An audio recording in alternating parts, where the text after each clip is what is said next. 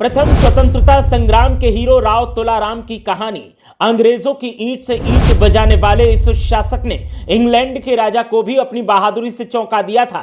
देश की आजादी के लिए दिया था सबसे अहम योगदान। रेवाड़ी के राजनायक राव तुलाराम की तलवार के सामने अंग्रेजों की घिघी बन जाती थी, टांगे कांपने लगती थी और पतलूनें गीली हो जाती थी। मातृभूमि के लिए इस यादव वीर ने जो किया उसके हम हमेशा कर्जदार रहेंगे। 5000 सैनिकों की सेना बनाई, बंदूक और गोला बारूद बनाने की फैक्ट्री लगाई और फिर अंग्रेजी शासन को कुचलने की रणनीति बनाई।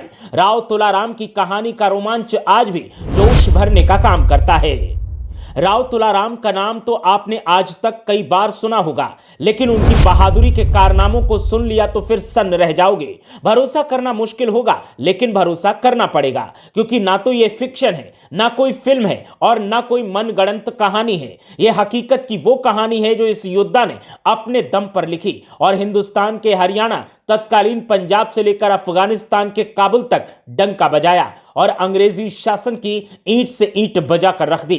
तो चलिए आज जानते हैं कौन थे राव तुलाराम, कैसा था इनका जीवन और आजादी की जंग में क्या रहा इनका योगदान।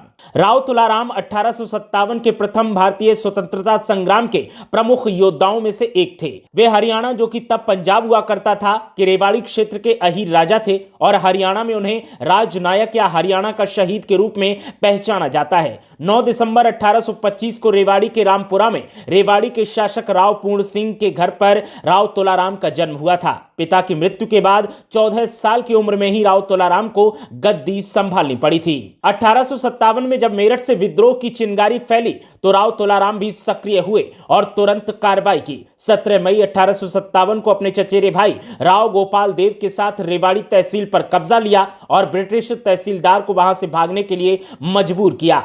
साथ ही खुद को स्वतंत्र घोषित कर राव तुलाराम ने राजा की उपाधि हासिल की। जैसे ही राजा की उपाधि ली तो फिर राव तुलाराम ने अंग्रेजों से मुकाबला करने के लिए लगभग 5000 सैनिकों की सेना बनाई और साथ ही रामपुरा के किले में बंदूक और गोला बारूद बनाने का कारखाना स्थापित किया, ताकि गोरों से लड़ते वक्त हथियारों की कमी पेश न आए। जब राव तुलाराम ने खुद को राजा की उपाधि दी, उस वक्त देश संकट के दौर से गुजर रहा था। दिल्ली में मुगल शासक बहादुर शाह जफर सत्तासीन थे, उन्हें मदद की जरूरत थी। तो राव तुलाराम ने बहादुर शाह जफर और अन्य क्रांतिकारियों को सैनिक, धन और पैसों से मदद भेजी और अंग्रेजों के खिलाफ कई महीनों तक गुरिल्ला युद्ध लड़ा। राव तुलाराम ने 16 नवंबर 1857 को नसीरपुर का प्रमुख युद्ध लड़ा। राव तुलाराम की सेना में उनके चचेरे भाई राव कृष्ण सिंह का भी कुशल नेतृत्व शामिल था। दोनों भाइयों ने ब्रिटिश सेना पर भयंकर हमला किया।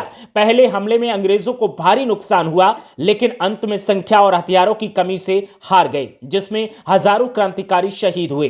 ब्रिटिश सेनापति ब्रिगेडियर जनरल शोबर्ड और जनरल जेराल्ड के खिलाफ भी राव तुलाराम ने बिगुल फूंका और अपने युद्ध कौशल से सबको हैरान कर दिया। अंग्रेजों के साथ राव तुलाराम ने छोटी सी सेना के साथ मिलकर भयंकर जंग लड़ी और बहादुरी का परिचय दिया, लेकिन गोरों की चालबाजियों और विशाल सेना के सामने वो कब तक टिक पाते।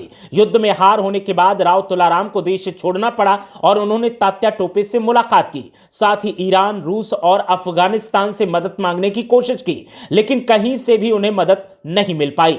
अंग्रेजों के खिलाफ राव तुलाराम का अभियान तो जारी रहा, लेकिन अफगानिस्तान की राजधानी काबुल में 1863 में उनकी बीमारी की वजह से मृत्यु हो गई। दिल्ली में राव तुलाराम के नाम से एक सड़क का नाम रखा गया है, तो वहीं नजफगढ़ में राव तुलाराम मेमोरियल अस्पताल है। पॉलिटेक्निक विद्यालय है, तो वहीं 2001 में भारत सरकार ने उनकी याद में डाक टिकट जारी किया। इसके अलावा उनके सम्मान में रेवाड़ी, रामपुरा और नसीबपुर में शहीदी स्मारक बना है, जहां हर साल मेला लगता है। हरियाणा सरकार और लोग उन्हें 1857 के प्रमुख नायक के तौर पर याद करते हैं, तो वहीं इतिहास उनकी गौरव गाथा बड़ी शान से सुनाता है। राव तुलाराम का आजादी के लिए योगदान और 1857 के स्वतंत्रता संग्राम को सफल बनाने के लिए उन्होंने जो किया, उसे कभी कोई भूल नहीं सकता। Bureau report, Yadav vision.